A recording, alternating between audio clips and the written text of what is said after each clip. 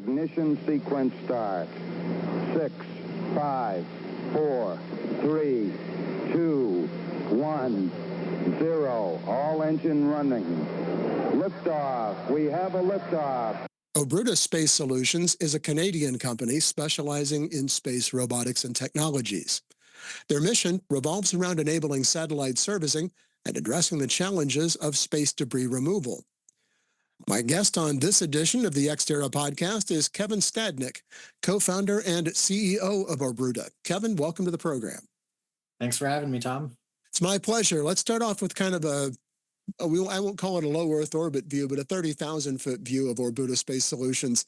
What inspired you to found the company, and what unique aspects set it apart from the space industry? Yeah, my co-founder and I, Dr. Kirk Hovell, founded Obruta back in 2019. It was a spin-out of our joint master's research at Carleton University here in Ottawa, Canada. We were focusing on novel ways to remove space debris, and we really wanted to try to commercialize this and bring that new technology to benefit the rest of the world. Now, over the years, we did realize there were some shortcomings with space debris removal technologies. A couple of years back, it just wasn't as popular. And we refocused our efforts on more enabling systems to both help space debris removal in the future and other markets. And that's where we are today. So then elaborate a little bit on the specific space robotics and technologies that you specialize in. So Obruta is a autonomy company at the core, but we really specialize on spacecraft guidance, navigation, and control. And in specific, we do that for what's called rendezvous, proximity operations, and docking. And that's really the essence of getting a spacecraft from one point in space, flying up to another one, operating safely around it, and then docking to it in a safe manner. Which means basically you want to make sure that the two spacecraft don't crash into one another and create even more space debris. Exactly. So let's talk about the experiment that you currently have flying on board the International Space Station. What is that, and what are the results that you're looking for?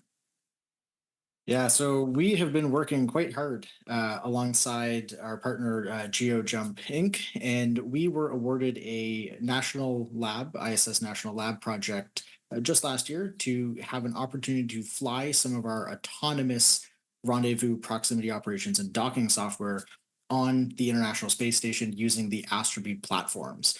So we did our first flight in February of this year, and we were able to test out both our guidance, navigation, and control software, as well as our computer vision software that allows the spacecraft to see its environment, understand its surroundings, and navigate accordingly. And we did all this on the Astrobeam's limited compute systems, and everything was able to run in real time and be validated and operated as expected.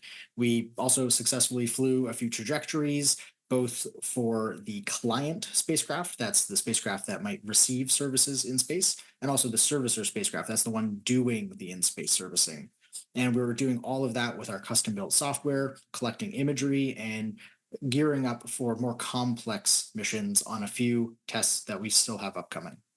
So how do you do that on the space station and simulate kind of a real-world environment? Because obviously you don't have the vastness of space to worry about if you're operating inside the station. How does that translate to a real-world environment? Well, it's surely not a perfect one-to-one translation. It is still a laboratory environment at the end of the day, but it is quite close and certainly better than any laboratory environment that we can be using on Earth. One of the big considerations is just the air in the station. Out in the vacuum of space, obviously there is no air out there. And so you will have a little bit of resistance. Maybe a vent or a fan on the space station might put some forces on the robots and push them off course.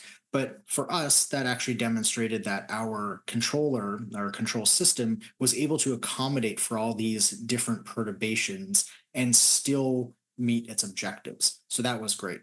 On the other side, for computer vision, the lights are on in the station. There's a whole lot of wires and cables and things on the walls. It's very cluttered in there. So in one regard, it's very, very different from the blackness of space you would get outside. But it's also a great stress test for our vision system. is it able to see the other robot, pick out those features, and not get confused by everything else in the station. And it performed great. How much does machine learning and artificial intelligence figure into what it is that you're doing as far as your software is concerned? Quite a bit. So, on the guidance and control side, right now we're using more classical methods. Although my co founder, Dr. Kirk Hovel, has a PhD where he looked at applying deep reinforcement learning and machine learning techniques to aspects of guidance and control for spacecraft. But for our computer vision, it factors in a whole lot. We've actually spent about a year looking at the differences between more classical methods, more classical algorithms for computer vision versus these newer AI based systems. And what we've really found is that the AI systems perform far better than more classical systems. So we are all in on the AI systems these days. And a real bottleneck for anything is the data. And in space, there isn't really great data to train on. So that's one of the tricks we're doing at Obruta is learning how to transfer from simulations and environments like the International Space Station out to a more realistic operational environment and have it work on the first try. Now, you say that it's mostly it is autonomous, which obviously means that it operates just all by itself. Is there a way that you have, I mean, when you're sitting on Earth and you have one of your spacecraft in space, how do you keep track of it? Is there a way that you can tell it, oh, you're doing the wrong thing and make course corrections and adjustments and things of that nature? Or does it have to just learn all of that on its own and carry out its mission?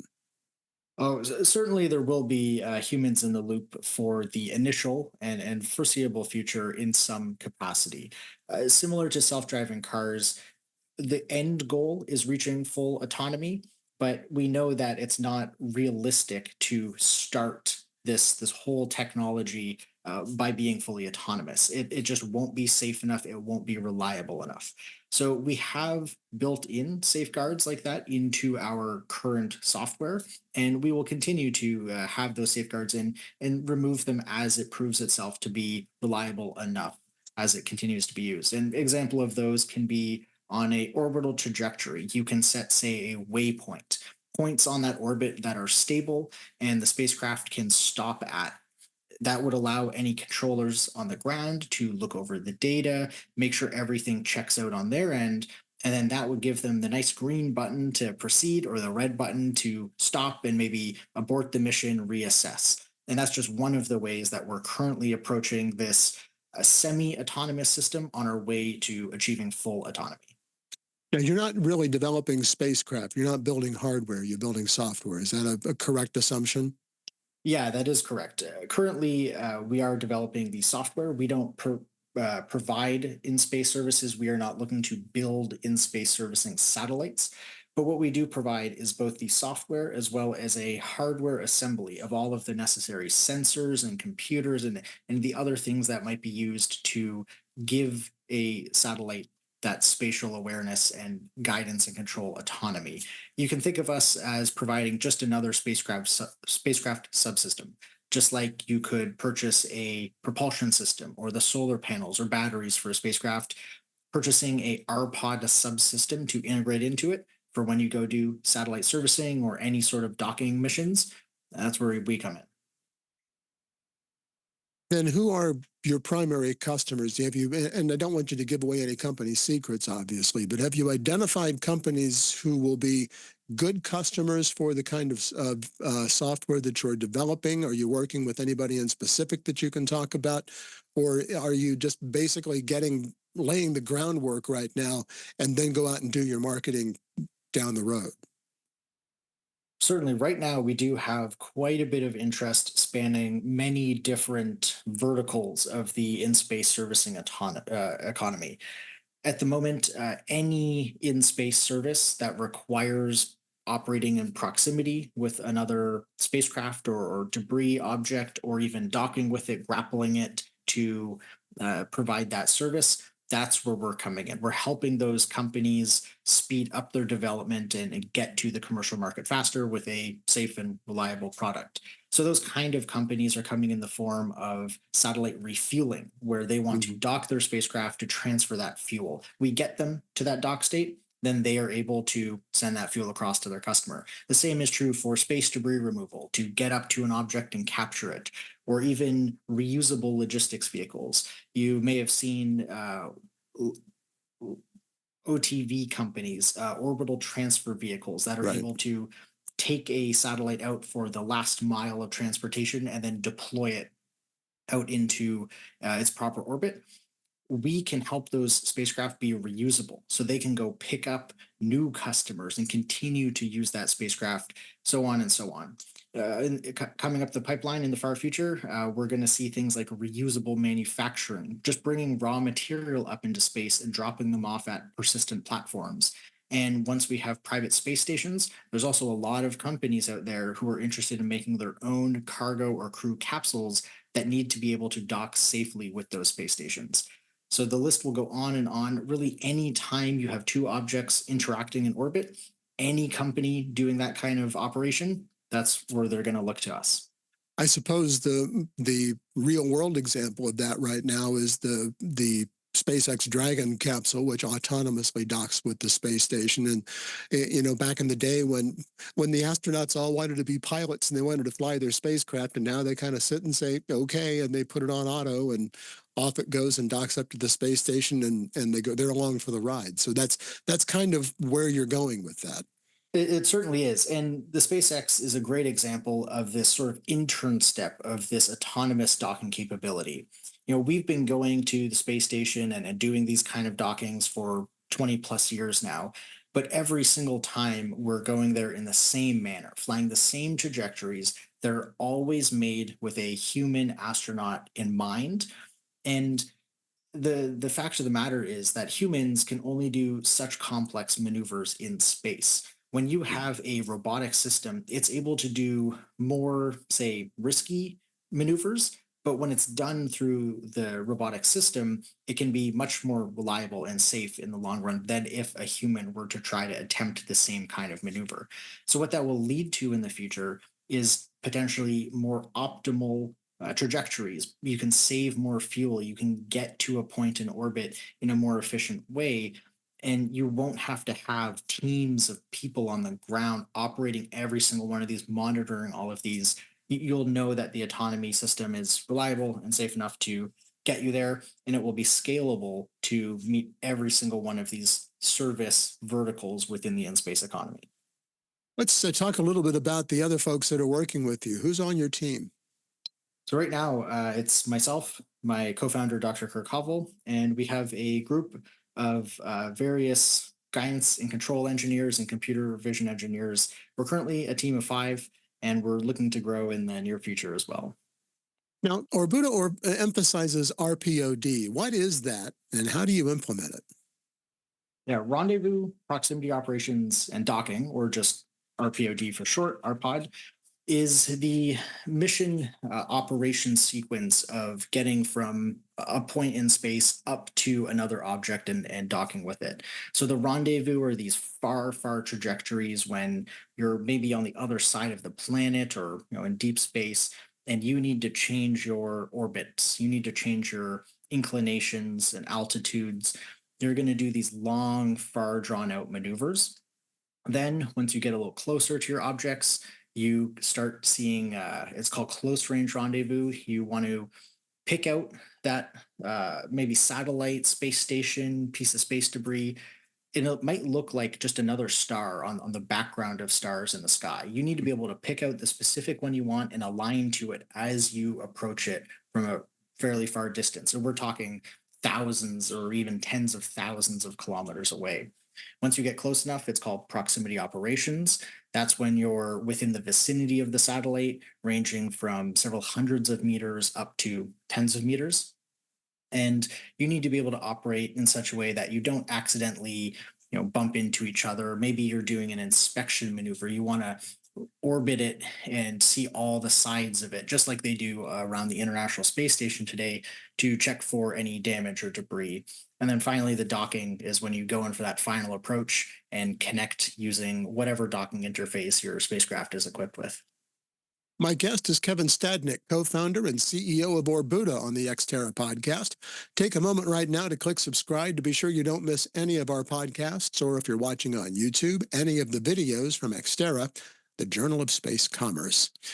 Obruta focuses on satellite servicing. Kevin, now what does that entail, and why is this crucial for the space ecosystem? So, satellite servicing is a new market aspect that is emerging. It's the idea that satellites shouldn't be single use anymore.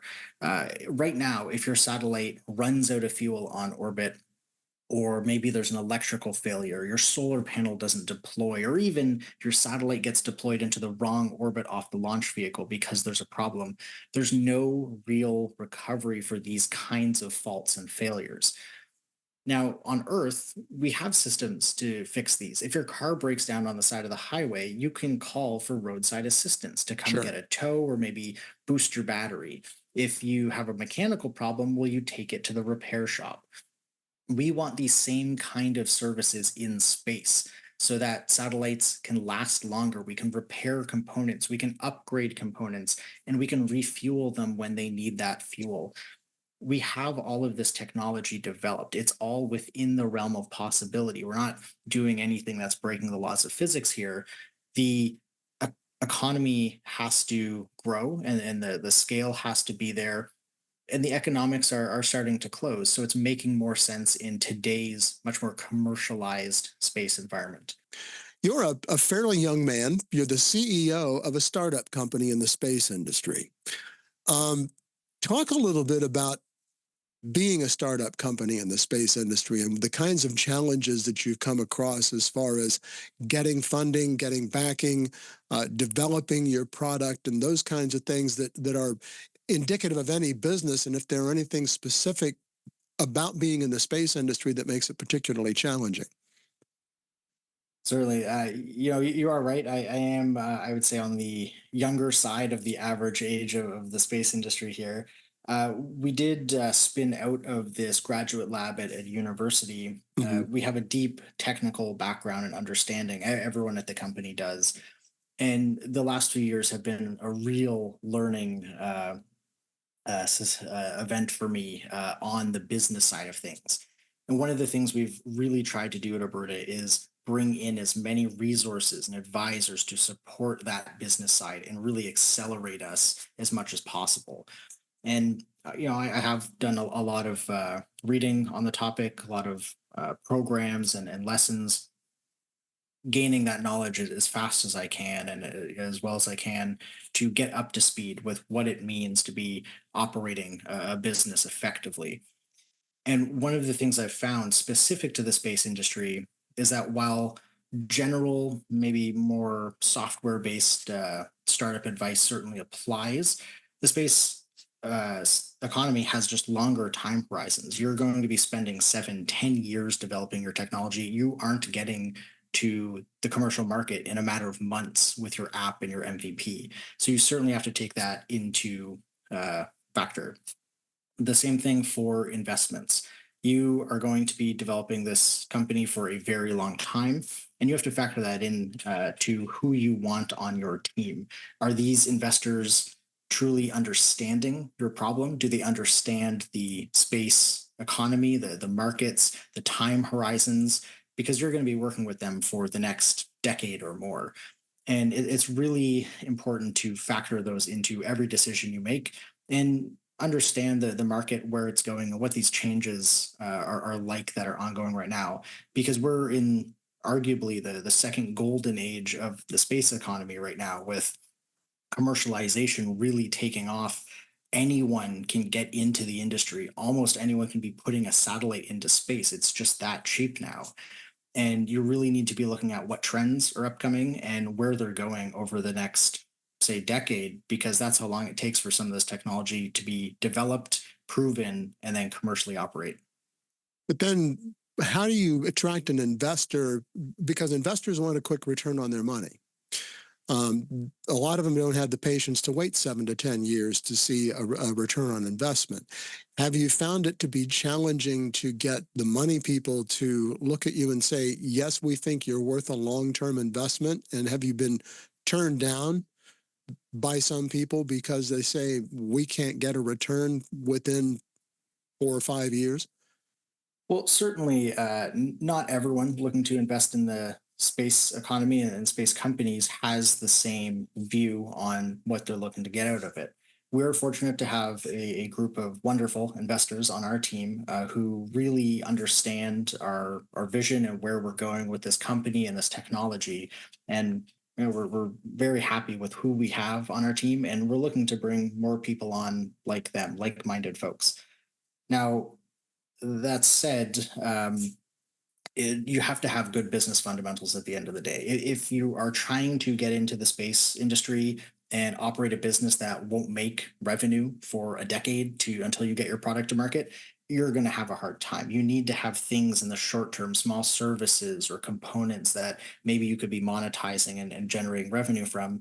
And just like any business, you might have that longer, more profitable product on the horizon, but you can still be operating effectively in the meantime. So you feel like you're getting a little bit of a master's degree in business, being the CEO of a startup company? Certainly, the best way to learn is to do, and it's certainly been a lot of doing. Let's talk a little bit about Obruta's focus on autonomy. How do you ensure the safe and precise operations during those proximity maneuvers you were talking about? And then what level of autonomy do your systems achieve? So right now, we are training our systems in simulation and laboratory environments. We're working, rigorously to make sure that we are achieving the level of reliability and safety that we're holding ourselves to. Uh, Initially, some of these tools to train these kinds of specific systems for space applications didn't exist. So we've spent the last 2 years building out some of these tools to develop this autonomy system, these AI systems, and then evaluate them. The next steps for us will even be building hardware laboratory facilities so that we can be putting what the same hardware we have in space in a representative environment on the ground, just like we flew on the International Space Station. And in that way, we can run it through its paces and really, really get to the crux of when will it fail, what will maybe trigger it to go off on a rogue event, and how can we build safety systems around it so that at any of these points, if something were to go wrong, an abort will kick in and make sure that the end event is you just pull out of the situation, go back to a safe point, and then take a breath and then try again. Up until that point, we have operators on the ground. We'll be monitoring these systems, and we'll do everything we can to make sure that no sort of rogue events happen and the autonomy gets out of hand. So I guess you don't have and I'll go back to another SpaceX analogy because Elon is, excuse me, Elon is famous for launching a rocket, watching it blow up, building another one, launching it again. It goes a little bit further, rinse and repeat. It doesn't sound like, since you're not actually building hardware, you have that kind of a consideration, and yet you can still have failures, and your failures in your systems could lead to those kinds of issues with a spacecraft that it's installed on. Oh, certainly.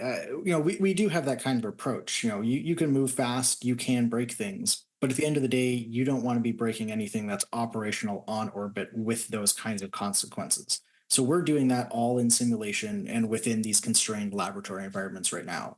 We can send out our autonomy system, see how it reacts to new environments, see how it approaches a specific problem, maybe capturing a tumbling piece of debris or capturing a satellite that's obscured in half in the darkness of Earth's eclipse and half lit up by the sun. How will it tackle new challenges it's never seen before? That's all totally on the table. We just make sure we do it with the stakes that are low and in controllable ways.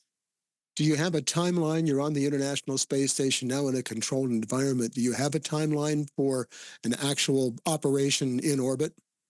We're aiming to be doing that by mid next year, mid 2025.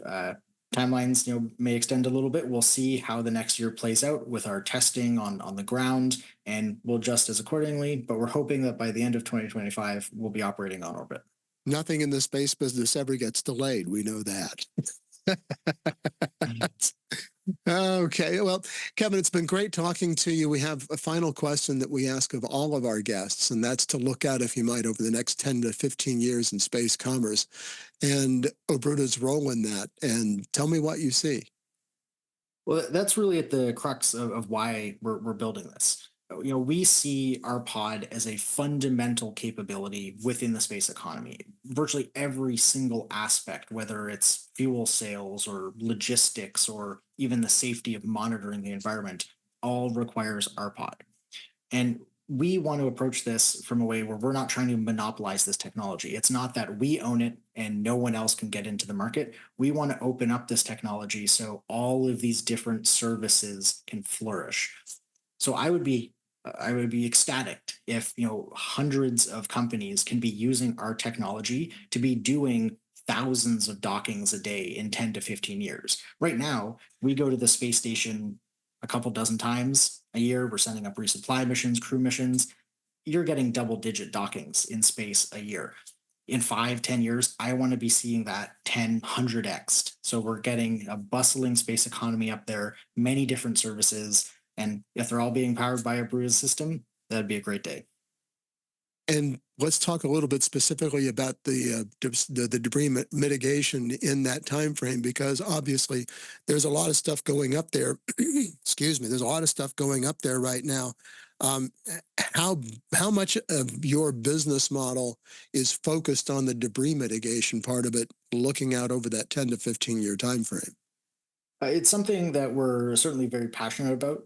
Like I said, we got our start on space debris. We want to make sure that everything we do at the business goes towards enabling a more sustainable space economy. And debris is a major part of that.